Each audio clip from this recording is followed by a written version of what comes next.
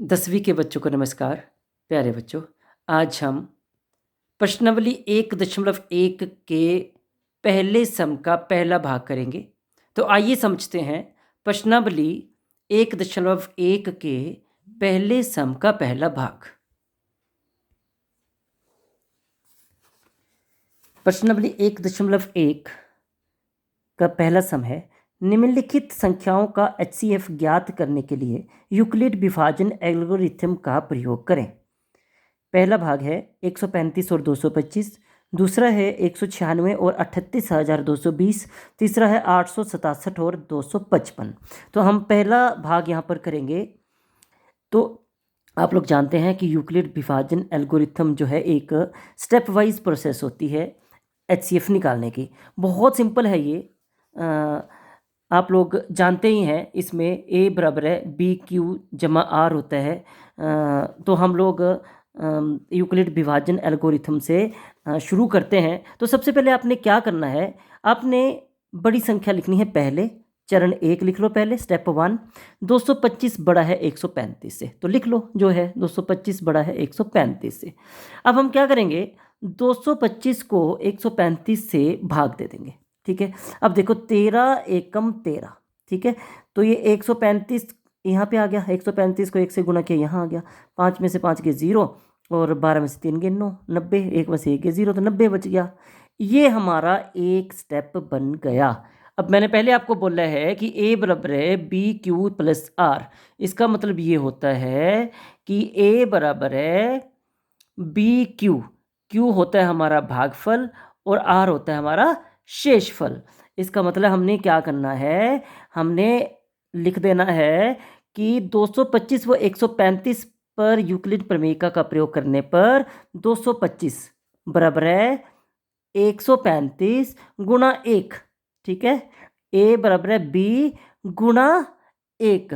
1 मतलब हमारा भागफल, तो 1 हमने लिख दिया भागफल जमा शेष। शेष हमारा है 90। ठीक है, तो बड़ा ही सिंपल है। आपने 225 जो बीच में है ना, उसको यहाँ लिखो, बराबर है 135 गुना 1। ठीक है, और जमा आपने करना है ये वाला शेष। ये हमारा जो है एक चरण पूरा हो गया।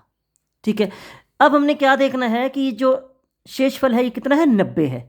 अगर तो ये 0 होता तो हमारा काम खत्म था। हमने 0 तक जाना है, लेकिन यहाँ पर 90 है, तो हम चरण 2 लिख देंगे। क्या लिखेंगे चरण 2 में, क्योंकि शेषफल 0 नहीं है, नहीं है ना 0, तो हमने लिख देना है क्योंकि शेषफल 0 नहीं है, अतः 135 और 90 पर यूक्लिड प्रमेयिका का प्रयोग करने पर, पहले हमने 225 और 135 पर किया था, अब हम क्या करेंगे 135 और 90 पर। 135 को 90 से भाग दे देंगे। ठीक है, 135 यहाँ लिखो, 90 से भाग दे दो।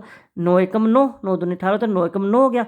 अब ये 90 आ गया, 5 बचे, यहाँ 4 बचे, 45। ये हमारा दूसरा स्टेप बन गया। दूसरे में भी हम क्या करेंगे, जो बीच में है यहाँ पे 135 बराबर है 90 गुना 1 जमा शेष जमा 45। 1 हमारा भागफल है और 45 हमारा शेषफल है। फिर वही बात होगी, 45 जो है वो 0 नहीं है, अतः हमने चरण 3 लिख देने हैं। चरण 3 में हमने क्या लिखना है, क्योंकि शेषफल 0 नहीं है, बस इसको तो आप एकदम से दिमाग में बिठा लो कि जब 0 नहीं है तो आपने सिर्फ लिखना ही है अगले चरण में, क्योंकि शेषफल 0 नहीं है, अतः 90 और 45 पर यूक्लिड प्रमेयिका का प्रयोग करने पर। अब हमने क्या करना है, 90 को 45 से भाग दे देना है।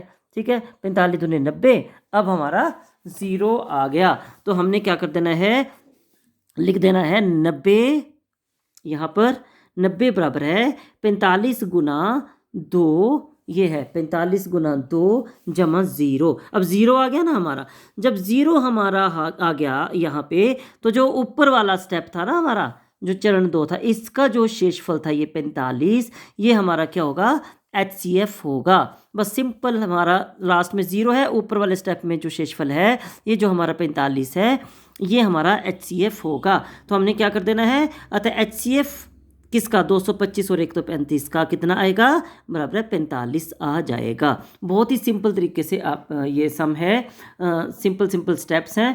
अगला सम आपने करने की कोशिश करनी है खुद, बहुत ही आसान है। और कोई अगर बीच में प्रॉब्लम लगती है मेरे को आप फ़ोन करके पूछ सकते हो, या कमेंट बॉक्स पे आप लिख भी सकते हो कि यहाँ पर हमें समझ नहीं आई है, ताकि मैं और विस्तार से आपको समझा दूँ।